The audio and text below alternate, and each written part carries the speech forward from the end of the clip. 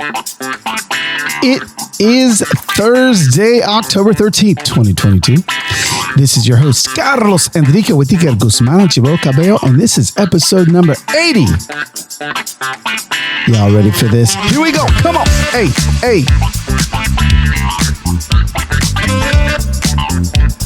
Welcome back to the Human Hope Podcast with your host. You know it. We're back. I'm back. Oh, Lord, have mercy. The last time I came to you with an episode of the Human Hope Podcast, it was coming from the Bottle Works Hotel in downtown Indianapolis. I was there for an incredible conference and was there speaking at EdgeX, but I busted out my little podcast gear and I put together a little podcast for you guys and gals, going back to what happened the day before. We were 24 hours in to the Giving Blitz, where we blessed Brandon, Josh, and Phyllis. And it was, I was moving. If you haven't listened to last week's podcast, stop this one right now and go back and listen to that one, because their stories, I mean,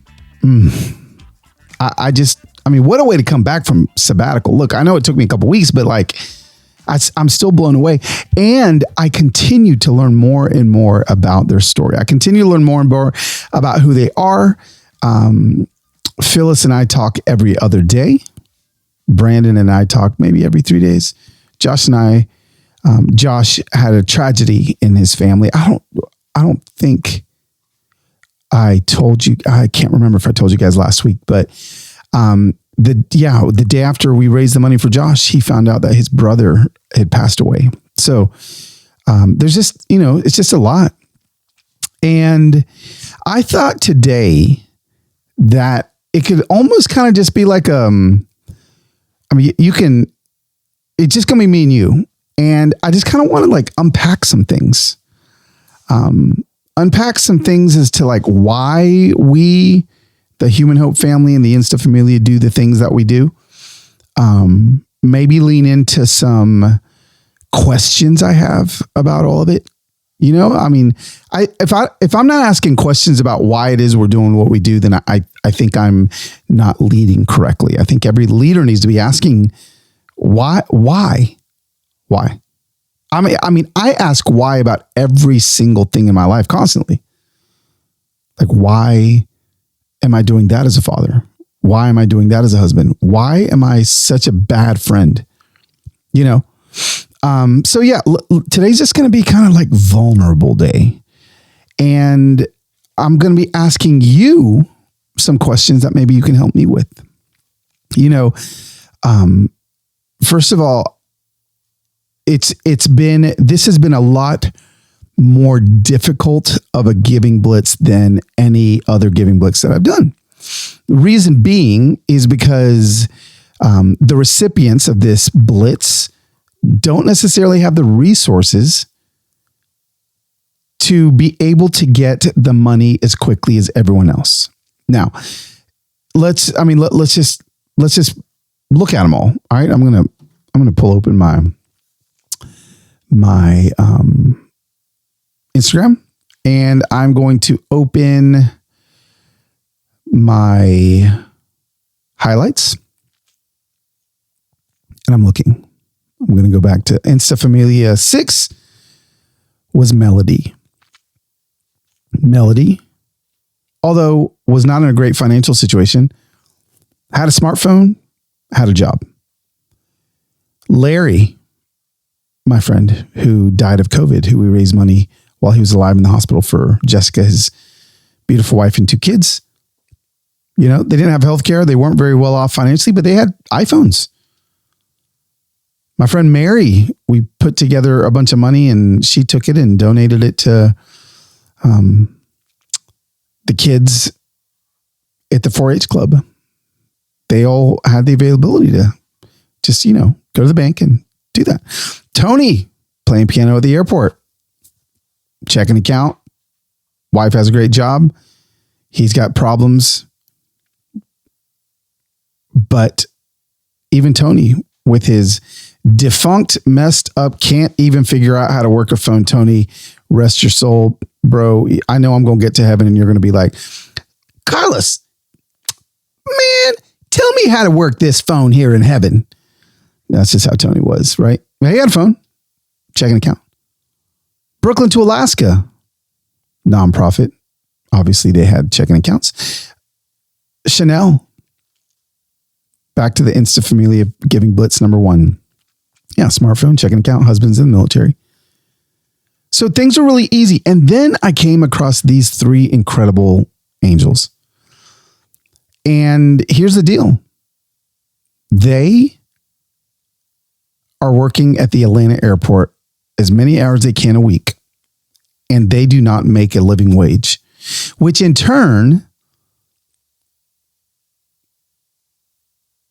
doesn't allow them to have the same amount of opportunity to get out of the cycle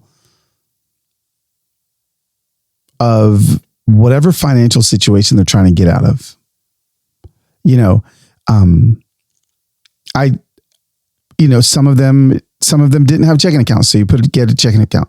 Some of them didn't have smartphones that could have Venmo, so you do that with. You have to get a smartphone with Venmo. You have to get the money to get a phone that can get Venmo. So if you don't, then as you heard last week, Miss Betty, who was sitting there with Brandon, is helping.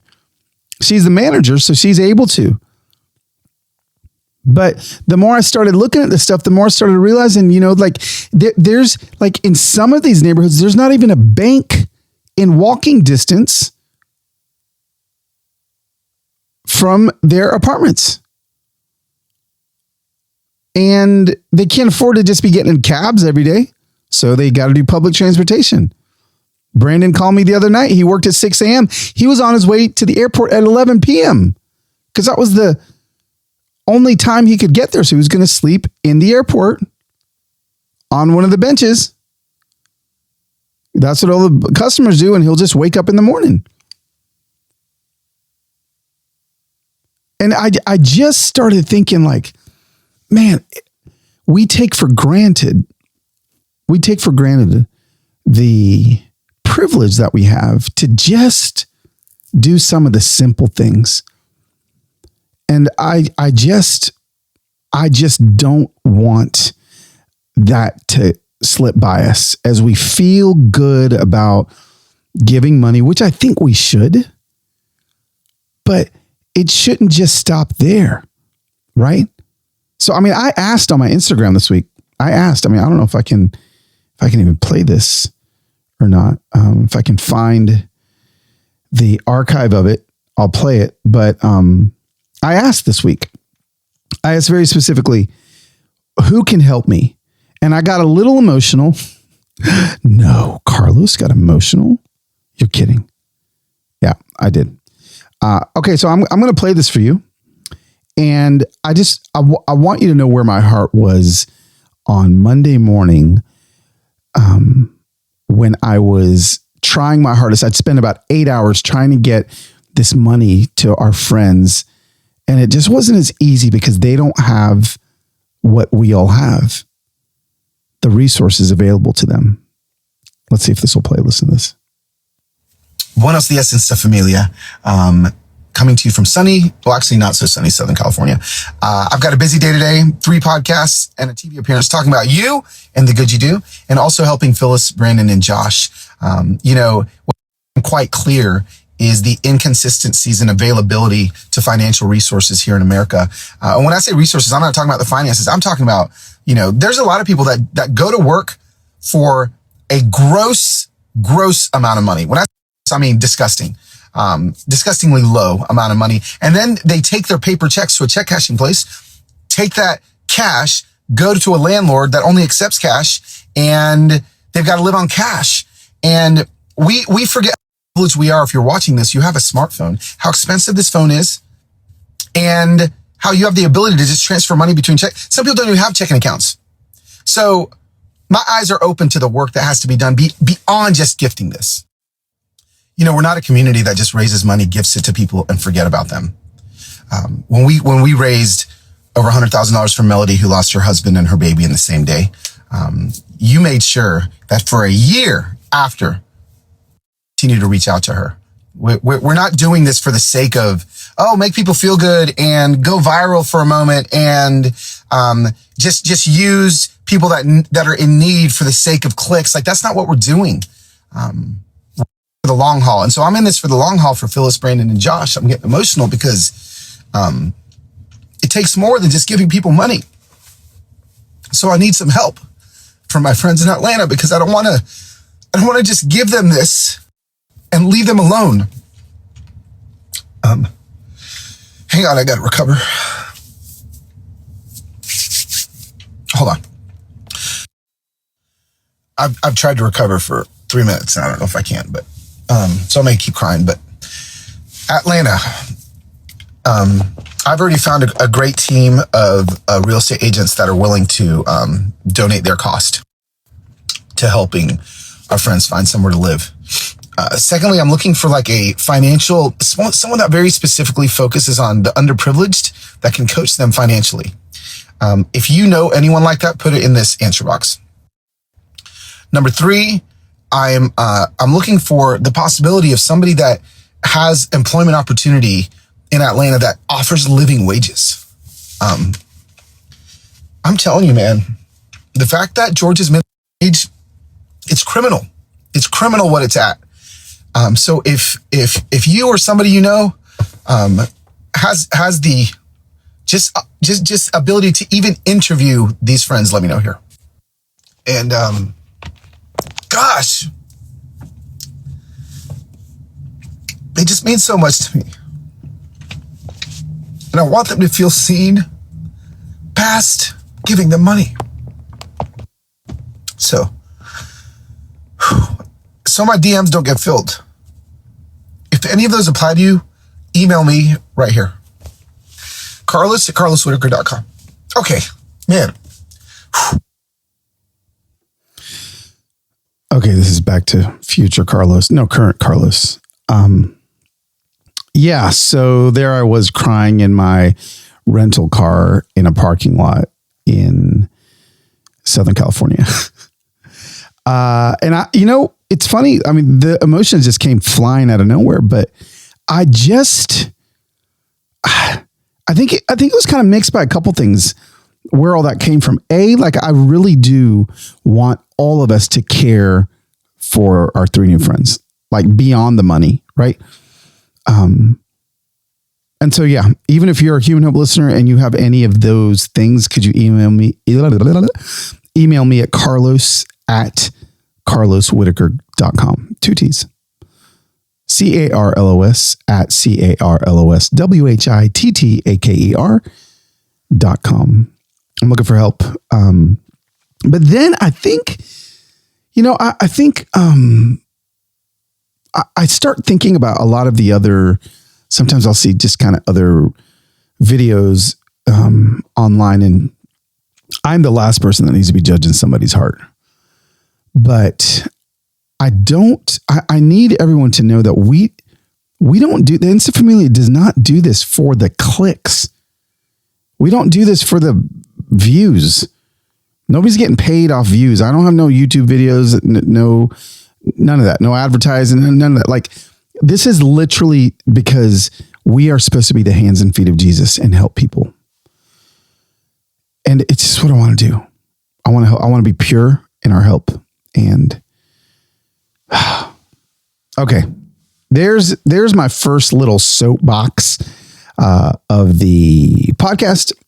We will transition to another soapbox, but before we do that, let's hop into a quick word from one of our partners.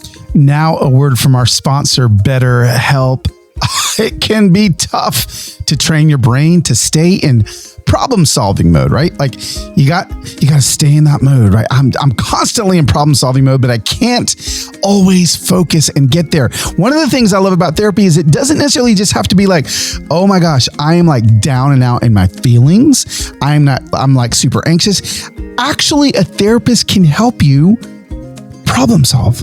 Like my therapist helps me even become better at my problem solving skills, right? They can help me become a better problem solver, making it easy to accomplish my goals. That is something that I don't think a lot of people think about when it comes to therapy. And that's what I love to do with my therapist. I have enjoyed therapy and when I say I enjoy it because it actually helps me become a better human. And I've been in therapy for over 20 years. That's right. I have my 20-year therapy badge on and I love it. So here's the deal. If you're thinking about giving therapy a try BetterHelp. Okay, it's a great option. It's convenient, accessible, affordable, and entirely online. You can get matched with a therapist after filling out a brief survey and switch therapists at any time. When you want to be a better problem solver, therapy can get you there. Visit BetterHelp.com/humanhope and get 10% off your first month. That is BetterHelp.com/humanhope. Now back to the show. All right, fam. Sorry about that little soapbox moment, but I needed everybody to hear that, not just my Insta familia. I needed my Human Hope familia to hear me as well. So kind of staying along. I mean, this is like a really, really wide left turn here, or maybe sharp left turn, but it does have something to do with this. People constantly ask me, this is something I've never talked about before. Carlos, like, how do you just film yourself walking around in the airport? Like, aren't you self-conscious? Like, isn't it weird? And you know, what's funny is like, I would never have raised all the money I have raised. We never would have raised all the money we have raised if I would have had looked at myself and been like, that's a little cringy. That is a little cringy, Los. You know, that's a little cringy. I don't know if you should do that because yes, it has taken work for me to feel self-confident enough to walk around airports and film myself. But you know what? I think, I am Mr. late 40s Carlitos. And the biggest thing that is on my heart these days when I am thinking about what other people think about me, the biggest thing that's on my heart is I don't care. And maybe it took until I was in my late 40s. And you know what? I praise God for that, but I just don't know more. People can look at me all they want. They can talk about me. Man, they ain't going to remember who I am 5 minutes later. Right? Even the people that you think are talking about you aren't even talking about you. Even the people that you think are thinking about you, they're not thinking about you right now. A little FYI, but the person right now that you're thinking is thinking about you and you're like, oh my gosh, like I can't believe that they think that about me. I wish I could prove myself to them. All those things. You're spending all this energy thinking about somebody that, can I tell you, they ain't thinking about you. They're not. So instead of you thinking about them thinking about you, which ain't happening, start thinking about yourself. Start thinking about who it is you want to be and go be that person, you know? And like in the airports, right? Like as I'm walking around filming myself, just talking to my phone and people looking at me, guess what? I know the end result. The end result is that people's lives are going to be changed because I'm not scared no more of making a fool of myself. I'm not scared anymore of feeling cringy. Oh my gosh. A friend of mine put this quote on their Instagram today. Let me find it. Oh my gosh. It was so good. Oh yes. Okay. So I don't know who originally said this because there's no like, when you're supposed to like tell somebody, or quote somebody, like say who said it. Oh, the dude didn't say who said it. So, and I kind of looked it up and I couldn't find it. So maybe you guys can tell me who said this. And then I can tell you next week.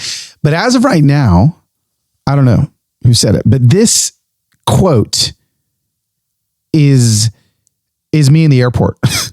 Okay. And it needs to be you in whatever it is that you feel called to do. Don't kill the part of you that's cringe, comma, kill the part of you that cringes. Oh, Lord, come on, somebody. Let me say that again. Don't kill the part of you that's cringe. Kill the part of you that cringes. Oh my gosh. Now listen, obviously there are parameters to this, but the heart of it, I think, is what I want us to get to, right?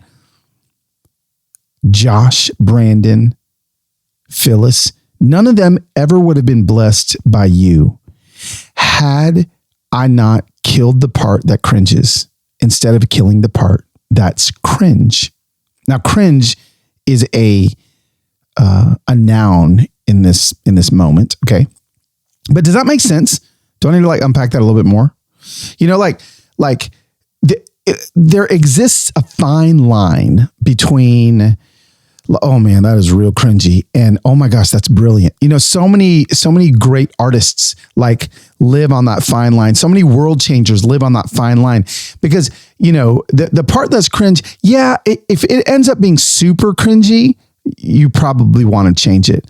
But if you're right to the edge of cringe because you're thinking, no, this cringe may change somebody's life, then the part of you that is judging yourself, because that's what it is. Don't kill the part of you that is like, you know, this super risky person that's taking all these risks that may or may not pan out, but if they do, it's going to change somebody's life. Don't kill the risk taker.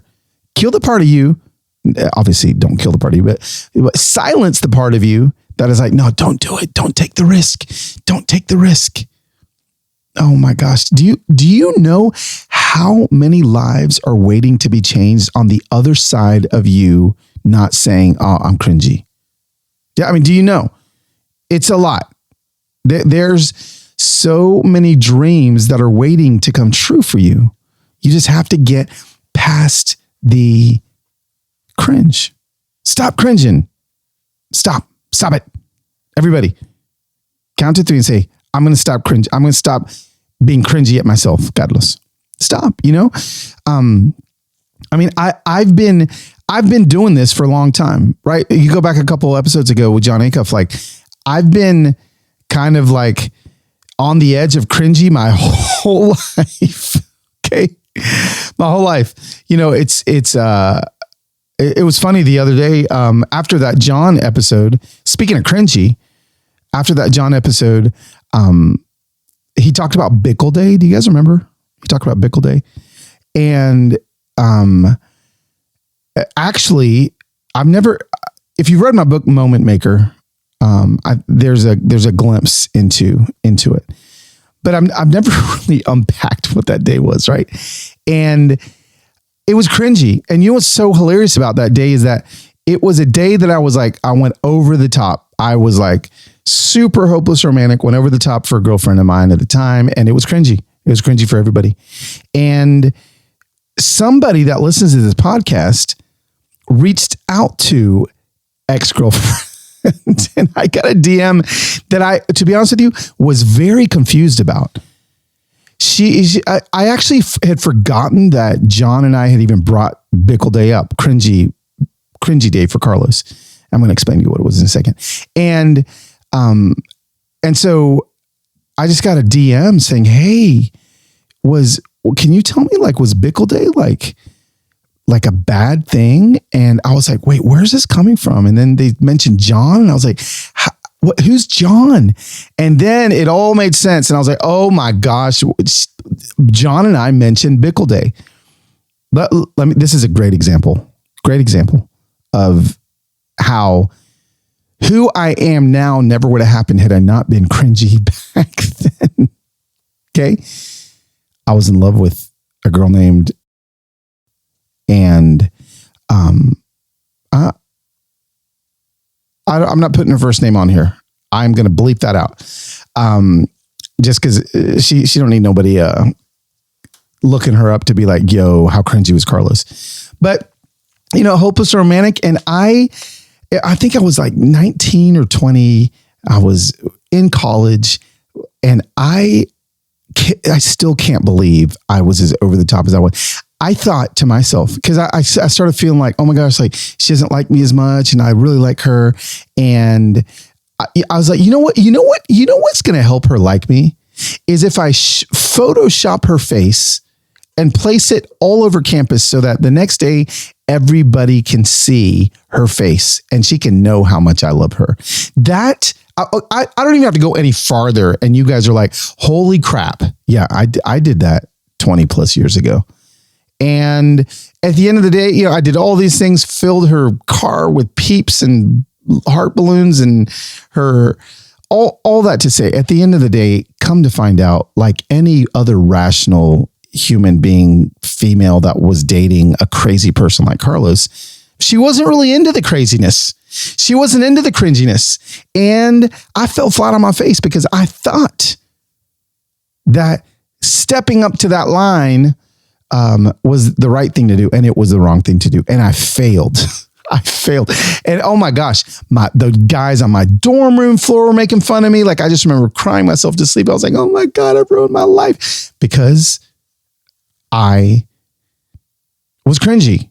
And you know what it almost did to me? Can I tell you? It almost caused me to stop stepping up to the line of cringe. I did.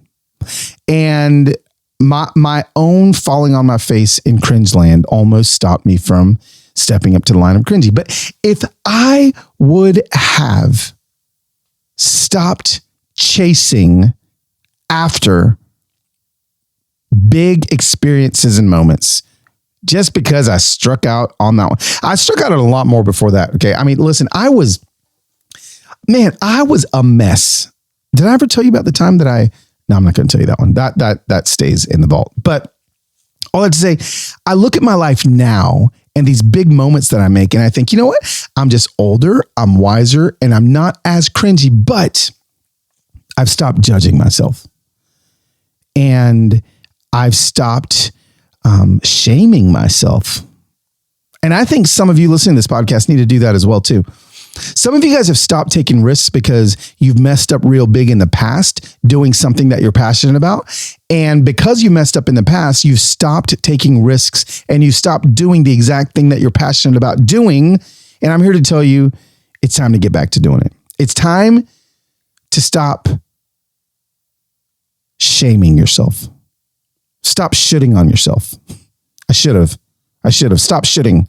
Shoulding, okay? Tiny ears can hear this. SHOULD, should. Stop shitting on yourself. I should have done this. No. Just get back to it. Get back to risking. Get back to making great experiences. Get back to stop caring what people think. If you're doing something that you really feel like is going to change the world, go for it. There's my second soapbox.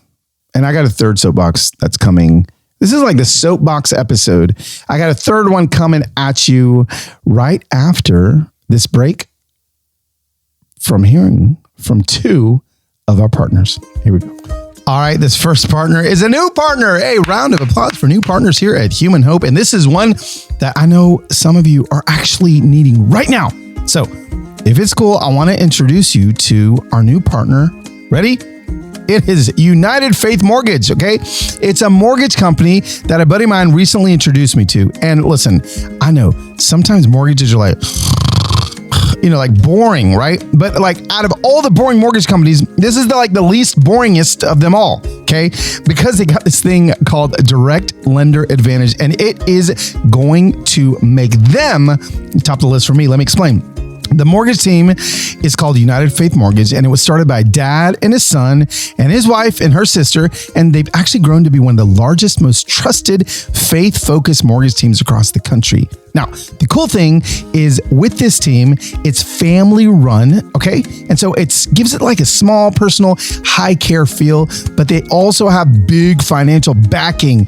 They're an arm of a bigger company who is a direct lender, which means they use their own money. There's no middleman, which for you, it means that they can often get you a way better rate, saving you monthly and lifelong money. So listen, if you're gonna think about buying like a home, a condo, an igloo, whatever it may be, don't miss out on United Faith Mortgage and their direct lender advantage. Okay, head to UnitedFaithMortgage.com. United Faith Mortgage is a DBA of United Mortgage Corp, Melville, New York. For licensing information, go to nmlsconsumeraccess.org. NMLS number 1330, equal housing lender. Not licensed in Alaska, Hawaii, Georgia, North Dakota, South Dakota, and Utah.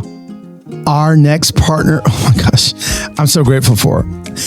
I have had the hardest time finding a particular specialist, which I ain't going to tell y'all about, which I need here in Nashville, Tennessee, because I can't find a doctor that I trust. Guess what? I can now with ZocDoc. ZocDoc, that is ZocDoc. I used it and I found my specialist. ZocDoc is a free app that shows you doctors who are patient reviewed, take your insurance, and are available when you need them. On ZocDoc, you can find every specialist under the sun, whether you're trying to straighten those teeth, fix that achy back, get that mole checked out, or that specialist that Carlos needed that you're never going to know. And also, ZocDoc's mobile app is as easy as ordering a ride to a restaurant or getting delivery to your house. You can search, find, and book doctors with a few taps. Okay? Find and review local doctors, read verified patient reviews from real people who made real appointments. Go to ZocDoc.com/humanhope. Go right now and download the ZocDoc app for free. Then start your search for a top-rated doctor today. Many are available within 24 hours. That is ZocDoc.com/humanhope. ZocDoc.com/humanhope. All right, so this last one's not a soapbox. It is.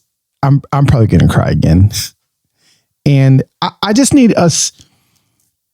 I need to know if you had the same thought I did.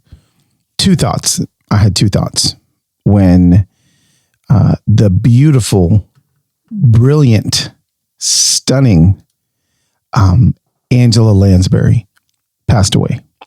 She passed away, and I had a couple thoughts. Well, first of all, I need you to hear her singing with the Mormon Tabernacle Choir, Beauty and the Beast. You know what's funny is, like, I don't know, when did Beauty and the Beast come out?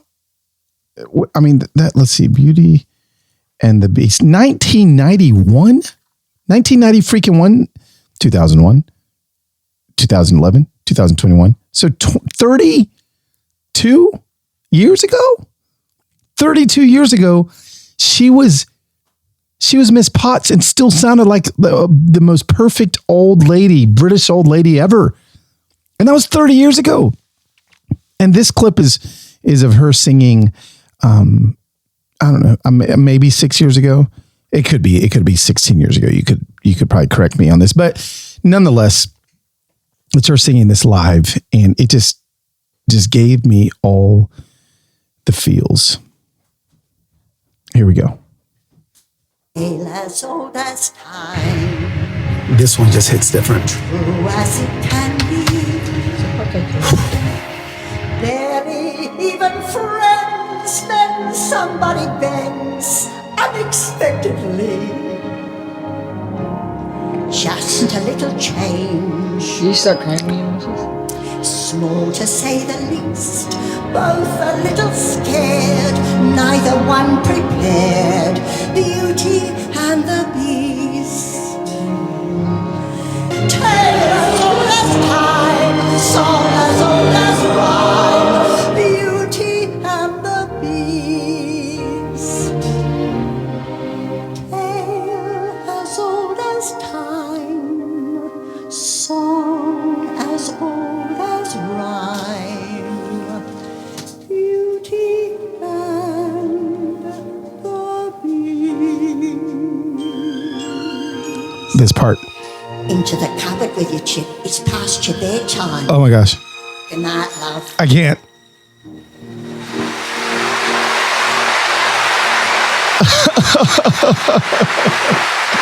I can't believe she's dead.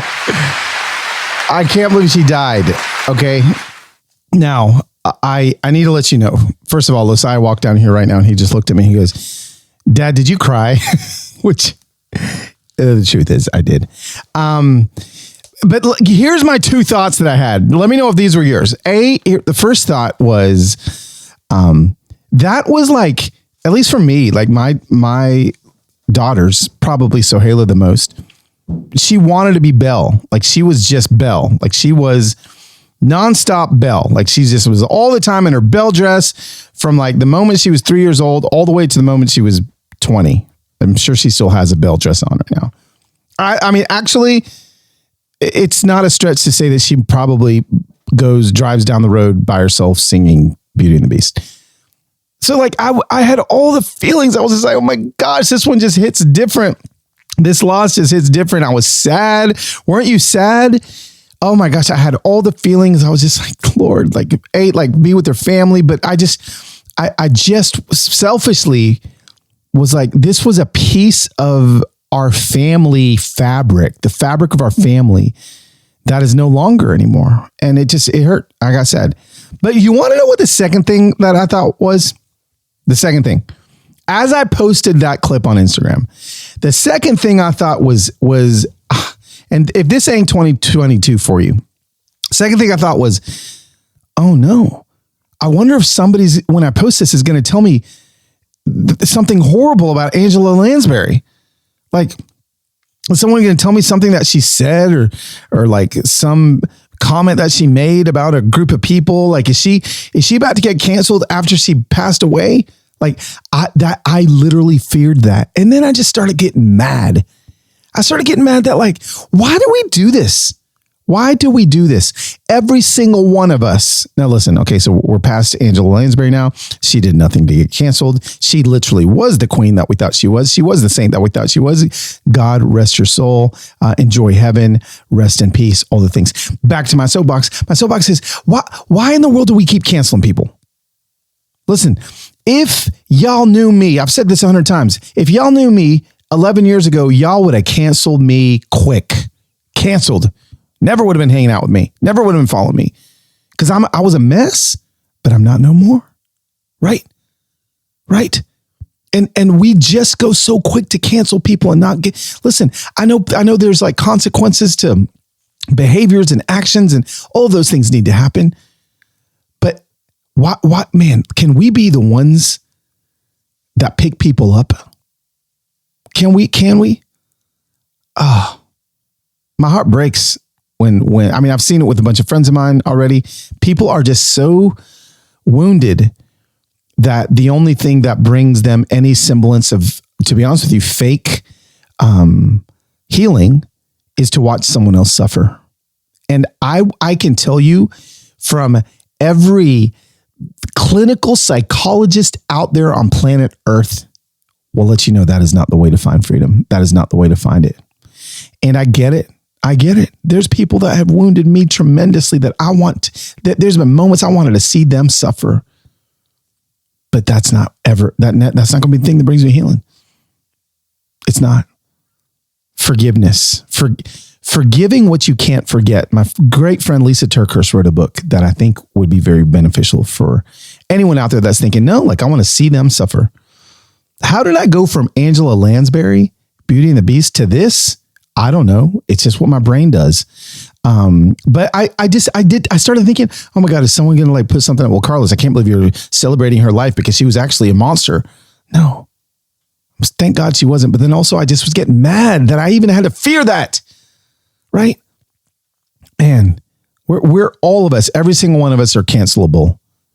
Every single one of us. You listening to this podcast right now, me spitting these words out on these microphones, we're all cancelable. Right. So let's be subscribers, not cancelers. Oh, hey, how about that? How about that? Hey, Dr. Delight, hit it. Oh, so good every time it happens. Hey, what y'all think about this? I mean, y'all know every once in a while I'm just going to turn on the microphone and start talking. That's what we're doing. Hang on. Put the needle on the record and the drum beat goes like this. Hey. Oh, I've been wanting to do that for a minute. Hey, listen, thanks for hanging out on this kind of like soapbox-ish episode. Just kind of the train of thought, just letting my thoughts speak for themselves and kind of how I'm feeling. Listen, I had a long week Y'all were with me. It's been 8 days since I've been home. I finally got home, and I just felt like talking to you. So, thanks for hanging out with the Human Hope Podcast, the 40-minute version of the Human Hope Podcast.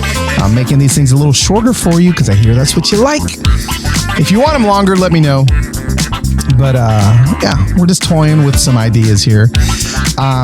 Friends, y'all know what to do. Please subscribe. So important. Subscribe so you don't miss an episode on Spotify, Apple Music, or follow, whatever it's called. But also, please share this podcast with your friends. Let people know that Human Hope is here for them. Hey, let's take it back, Dr. Delight. Take it back. Shh. All right. As we're down, see you next week on another episode of Human Hope. Hey!